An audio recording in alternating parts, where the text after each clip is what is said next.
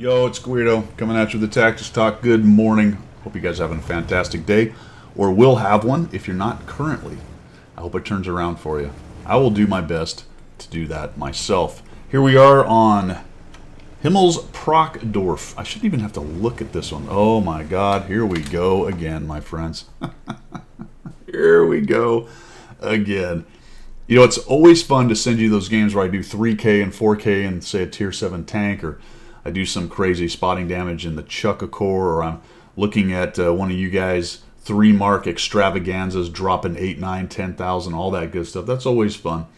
But let's talk about games that are basically they ain't much, but it's an honest day's work, right?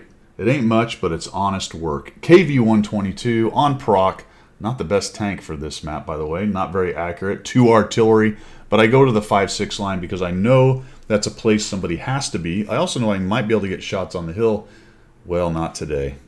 Not today, am I? I'm getting nothing on the hill. The entire team has gone to the 1-2 line, minus a scout, myself, and the 112. A shout out to Platinum Angel and the 112, who does yeoman's work on this particular map. Anyway, let's talk about how this goes as we come up here, and I'm already looking at the hill, and I'm already starting to think, well, someone's got to do it. Someone's got to do it. The good news about the KV-122 is that, for a heavy anyway, it's relatively fast. I wouldn't call it quick. It's not exactly agile. It's not going to win any awards for speed, but for a heavy, it can get around. It can get around. I'm not quite bottom tier. Come up here, and that's the other problem with it. No gun depression. I might have even got a shot on the side of the Vipera's turret, but he kind of gets a little crazy, saying, ooh, I'm a Vipera, cannot be harmed because I'm top tier, and gets mullered, as Pilgrim would say, by these guys. And I'm already going, well, someone's got to do it, fellas. Somebody's got to do it. I do not want them coming off the hill, getting up behind us, and lighting up the 112 and myself so that their guys can shred us. The 2801 does have a forward position, so that's good. There's a lot of firepower over there. Theoretically, we should not lose the 1-2 line, but somebody's got to get over here and at least slow down the 9-0 column. All right, at least slow down the 9-0 column. Good on the Artie for killing the Vipera off. I'm going to go as far back as I can. Notice that I'm kind of using these circles. We talk about this a lot, but down the mini-map, fellas, the circles right there, especially the white one, anything outside of the white circle will not spot me. All right? Inside the white circle, the green is me. That's how far I can see, plus or minus camo and such. And they're right at the edge, so they got to have some really good spotting, plus there's some trees and crap in the way. So by the time I get up here, I'm as far back as I can be. I could, if I wanted to be super safe, go back to the crossing way back here. But you know what? Somebody's got to get there sooner than later. Now the scout is helping me out because he says, well, at least somebody's coming over here. I have some firepower backing me up. Let's go take a peek at what's going on. Their BZ pushes in. Hopefully the artillery is all over that fella. And I'm going to come in here, and all of a sudden I get lit. Now I see the T-50-2, and the good news is he doesn't see me, surprisingly, right there. And maybe right there he does. I believe he sees me now. Yep.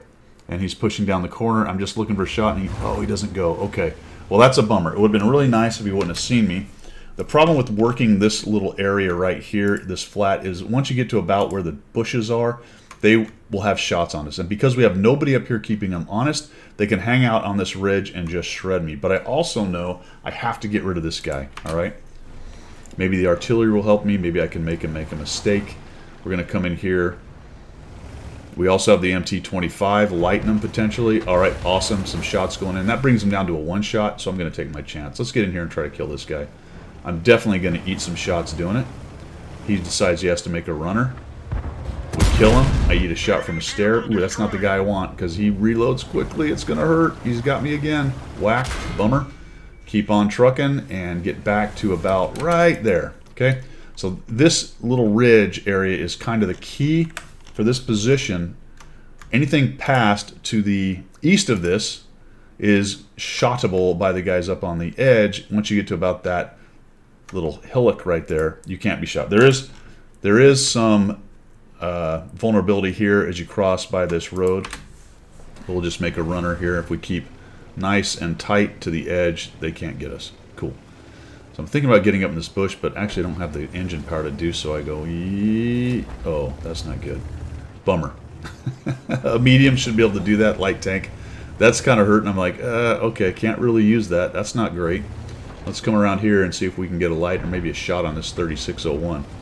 So we're just going to hang out here while our team works over the BZ and whatever's on the 1-2 line.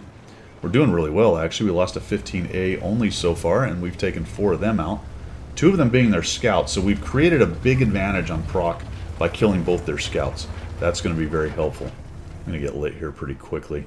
I was a little bit surprised I didn't get lit there, so I'm getting a little more aggressive, trying to figure if I can maybe light them, but this thing is pretty blind. Notice the green line, the green circle is pretty well inside the white one, so I do not have max vision on this thing.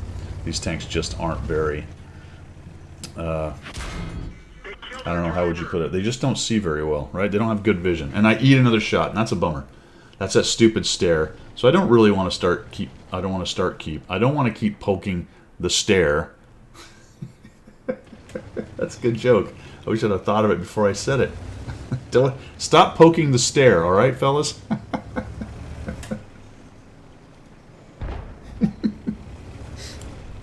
I cracked myself up. That's a good one, man. Don't poke the stare. So we're going to change position. There's no reason to keep doing what I was just talking about. Team is winning. We've only got 130 damage, 142 assist, fellas. But it's fine because we have provided an important service for the team. And I can see the AT-8. He has only one thing on his mind. He wants to kill me. I need to kind of work this back up so we can put a shot on him. There we go. Just get rid of that guy. Uh-oh.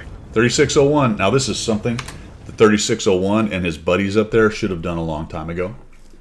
They probably could have counted noses, probably could have seen the situation developing on the map. They should have been down and all over me, especially when the stare took the last of the 3 hits on me. I poked the stare and I was down to 481 hit points. They should have just boiled over that and come after. They had no choice really at that point. So I'm going to try to run off here. Actually, I'm going to try to get a shot on this guy first. And holy cow, the game decides to help me out. Okay, so it's tit for tat there, isn't it? He shoots me on the run. I shoot him on the run. I'm hoping the stare doesn't kill me. Thank goodness. I won't make the joke again. We're going to come up and around. Yay, already missed. And I am making a runner for this position. I want to get up and around this because I know this little spot up here will protect me from anybody that's up on the ridge. And I'll be able to do some hold down kind of poking games against the 3601, and maybe the artillery will give me a hand right here. I thought about stopping here. I don't know if I do. I don't because the back of my tank was sticking out. So we're going to come up and spin around. Get into a better position here. There we go. We'll just swing around here, and if he comes boiling around the corner, I'm pretty sure with 281 hit points, I can take 1 hit of his. Unfortunately, he reloads so fast, I've got to get my shot. If I get hit back, I need to, no kidding, get away or protect myself from his second shot until I reload. And then we'll have to work it from there. Kind of surprised he didn't come around. I don't want to go all the way down to the edge. So I back out. There he is. So he starts pushing in. I'm like, oh, somebody take some hit points off him. Is he really going to shoot that guy? Notice where his turret was, right? He was looking at the arty. So that's good. I actually used my arty in that case. There's a little meat shielding for you. If he fires, then I was going to come out and get my shot. He's not even looking at me, so we'll just pop him. Very nice. I know I can take a shot. I'm backing up. Let's ram him. Okay, he got it. Good on him.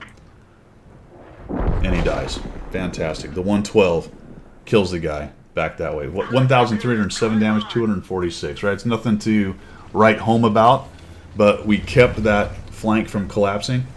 Would the enemy team have pushed if I wasn't there? They weren't very good. It's possible they wouldn't have.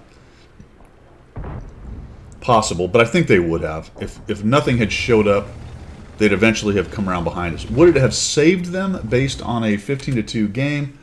I don't know. But what I did stopped it from happening at all or even becoming an issue. So, like I said at the beginning, it ain't much, but it's honest work, all right? A 1,307 damage game, 246 assists, and a couple kills chipped in. Protected an entire flank from being pushed and exploited. Maybe it wouldn't have anyway, but it certainly wasn't when I went over there and stopped them from doing it. So there you go. Another one of those things on a game that's a small decision that may have had a much larger impact than the damage and assist shows. Let me know what you think down below in the comments. What would you have done in that situation? That's all I've got. We will see ya.